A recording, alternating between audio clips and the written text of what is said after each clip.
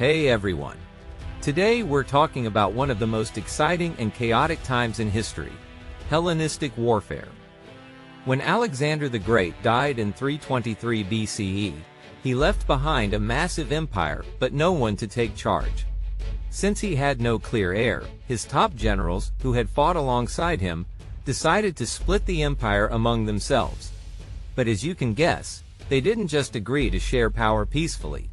Instead, they spent the next 30 years fighting each other in what's known as the Wars of the Diadochi, or the Wars of the Successors, trying to take control of Alexander's empire for themselves.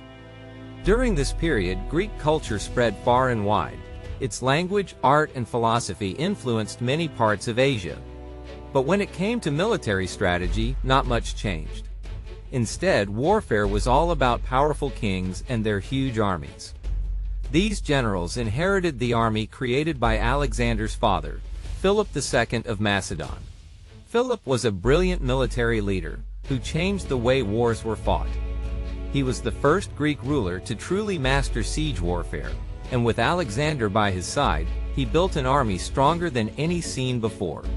When Philip became king in 359 BCE, the Macedonian army was weak and undisciplined. He knew that if he wanted to keep his throne, he had to rebuild it from scratch. So he expanded the army from 10,000 to 24,000 soldiers, and increased the cavalry from 600 to 3,500. He also introduced uniforms and required soldiers to swear loyalty, not to their hometowns, but to the king and to Macedon. He improved the traditional Greek phalanx, a military formation that relied on soldiers standing close together with their shields overlapping, making them nearly impossible to break. Philip also replaced older helmets with ones that gave better visibility and hearing. But his biggest game-changer was the sarissa, an 18-foot-long spear that could strike from a much greater distance than enemy weapons. Along with that, his soldiers carried small double-edged swords, called xiphos, for close combat. Philip even created a group of engineers to build advanced siege weapons, ensuring his army could capture heavily fortified cities. Thanks to these reforms, Philip turned a weak army into one of the most powerful forces in the world. His soldiers weren't just part-time warriors, they became highly trained professionals. They didn't just conquer nearby territories, they gave Alexander the powerful army he needed to take down the Persian Empire. And after Alexander's death, this same army, with only minor changes, became the backbone of the Wars of the Successors. The years after Alexander's death were filled with constant fighting. Unlike the soldiers who had fought for Philip and Alexander out of loyalty, most of the armies of the successors were made up of mercenaries, hired soldiers who fought for money, not for a king or a cause. Many weren't even Greek or Macedonian. They had no real loyalty and would switch sides if someone paid them more. For example, before a major battle, the general Eumenes sent recruiters all over Asia Minor to hire as many soldiers as possible. In 306 BCE, Ptolemy, the ruler of Egypt, even bribed the soldiers of Antigonus and his son Demetrius to betray them. This is what war was like in the Hellenistic age. It wasn't about fighting for a country or a king, it was about power and money. Alliances were made and broken constantly. Because of this instability, military tactics didn't evolve much. Instead, most generals stuck to the classic strategies, like using the powerful phalanx formation that had helped Alexander win so many battles. The real centers of power during these wars weren't just on the battlefield, but in the fortified cities along the eastern Mediterranean. The generals relied on the siege techniques that had been perfected during the time of Philip and Alexander, constantly improving their weapons to be bigger, stronger, and more accurate. One of the most famous figures of this time, Demetrius I of Macedon, nicknamed Demetrius the Besieger, made major improvements in siege warfare, especially during his attack on the island of Rhodes. But Greek siege technology didn't reach its peak until the 2nd century BCE. Siege warfare itself wasn't new. It had been around long before the Greeks started using it. The Assyrians, as early as the 8th century BCE, had already mastered it, using massive wooden towers, battering rams, and even psychological warfare to scare cities into surrendering. They built multi-story siege engines, complete with drawbridges to send soldiers right onto enemy walls. But early Greek armies weren't great at sieges. Their heavily armored hoplites weren't suited for attacking walled cities, so Greek wars usually took place in open fields. This started changing in the 4th century BCE. During the Peloponnesian War, the Spartans struggled to capture Athens because of its strong walls. Back then, without effective siege weapons, taking a fortified city was nearly impossible. Even in legendary battles like the Trojan War, the Greeks supposedly spent 10 years outside the walls of Troy, and only won through trickery, the Trojan horse. But as time passed, Greek commanders saw the need for better siege tactics. One of the earliest recorded Greek sieges happened when Pericles of Athens used battering rams and protective shelters, called tortoises, to take over the island of Samos in 440 BCE. Later, Sparta captured the city of Plataea in 429 BCE by building ramps and using battering rams. When all else failed, they used one of the oldest siege tactics in history: starvation. After Plataea surrendered, the Spartans executed the men, enslaved the women, and burned the city to the ground. By 375 BCE, the Greeks had fully embraced siege warfare. They built wheeled towers, scaling ladders, and tunnels to break through city walls. But it was Philip II who took things to the next level. Under his leadership, the Macedonians developed catapults that could fire massive arrows and boulders, as well as enormous siege towers that could roll right up to city walls. Alexander then took siege warfare even further. His victories at cities like Halicarnassus, Tyre, and Gaza all relied on these advanced tactics. On the battlefield, he also introduced faster, more mobile cavalry armed with javelins, and made better use of his elite Companion Cavalry, equipping them with sarissas. After Alexander's death, his generals continued refining their military tactics.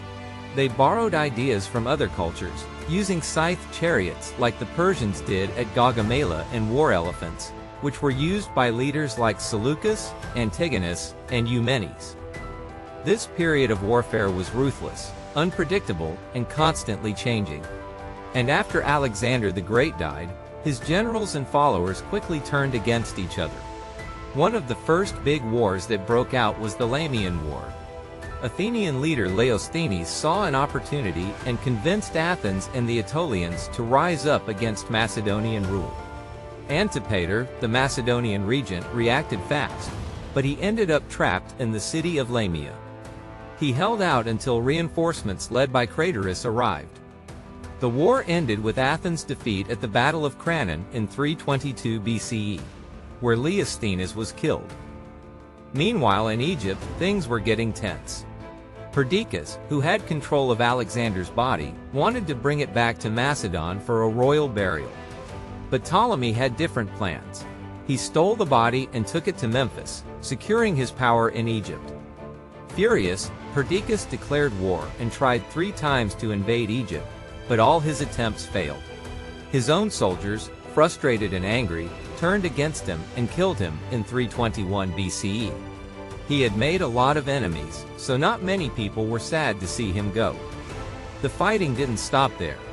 One of the biggest rivalries was between Antigonus Monophamus, known as One-Eyed, and Eumenes, a skilled general who had supported Perdiccas. The Treaty of Triparadissus, in 321 BCE, declared Eumenes an enemy, and Antigonus was ordered to hunt him down. With no real allies left, Eumenes kept fighting, joining forces with Polyperchon and even Alexander's mother, Olympias. In 317 BCE, he faced Antigonus at the Battle of Paritasi. Even though Eumenes caused heavy losses, he technically lost because he failed to take control of the battlefield. They clashed again at Gabine, but this time, Eumenes' own men betrayed him. Antigonus kept him locked up for 3 days before finally ordering his execution. With Eumenes gone, Antigonus and his son Demetrius controlled a huge part of Alexander's former empire, stretching from the Hindu Kush to the Aegean Sea. But the struggle for power wasn't over. Seleucus took control of Babylon, while Cassander, Antipater's son, took over Macedon by forcing out Polyperchon. Antigonus, still hoping to rule everything, marched into Babylon, forcing Seleucus to flee to Egypt and ally with Ptolemy. Antigonus kept advancing, taking the island city of Tyre and moving into Syria, but he ran into a powerful alliance: Ptolemy, Lysimachus, Cassander, and Seleucus. In 312 BCE, Antigonus' son, Demetrius, suffered a major defeat against Ptolemy at the Battle of Gaza. Seleucus took back Babylon, and a temporary peace followed. Out of all the successors, Demetrius the Besieger became known for his advanced siege tactics. His most famous campaign was the Siege of Rhodes. Both he and Ptolemy wanted control of Rhodes because of its key location for trade. Demetrius started with a naval attack, sending in warships loaded with artillery and archers. But the Rhodians fought back hard, setting his siege towers on fire and sinking his ships. Realizing he wouldn't win by sea, he tried cutting off the city's supplies to starve them into surrender. Rhodes, however, had an ally. Ptolemy sent food and reinforcements to keep them going. To break through, Demetrius used a massive 114-foot siege tower called the Hellepolis, operated by 200 men. He managed to knock down the outer wall, but to his surprise, the Rhodians had secretly built another wall behind it. While Demetrius paused, the Rhodians repaired their defenses and added a moat. He launched another attack, but the city held strong. After 15 months, he gave up and withdrew. The Rhodians later melted down his abandoned siege equipment to build the Colossus of Rhodes, one of the 7 wonders of the ancient world. The successors kept fighting, but the Siege of Rhodes was the peak of Hellenistic siege warfare. Nothing that advanced was attempted again. Eventually, Antigonus and Demetrius's luck ran out. In 301 BCE, Antigonus went into battle against Lysimachus, Seleucus, and Cassander at Ipsus, and was killed. Demetrius kept fighting but was eventually captured by Seleucus. He spent the rest of his life in prison and died in 283 BCE. By 281 BCE, all of Alexander's original generals were gone. Cassander had brutally eliminated Alexander's family, including his wife Roxanne and son Alexander IV. The wars between the successors were finally over. 3 powerful dynasties remained: Ptolemy's in Egypt, Seleucus's in the east, and the Antigonids in Macedon. But their time was running out. In the 2nd century BCE, a new power was rising: the Roman Republic. The old Greek phalanx, once feared in battle, struggled against Rome's flexible and disciplined legions. Unlike the phalanx, which needed flat terrain and tight formations, the Roman legions could fight effectively in any situation. The Macedonian Wars sealed the fate of the Hellenistic world, and one by one, the Greek kingdoms fell to Rome. The empire Alexander built was gone. The successors had fought endlessly over his land, but in the end, they only paved the way for Rome to take over.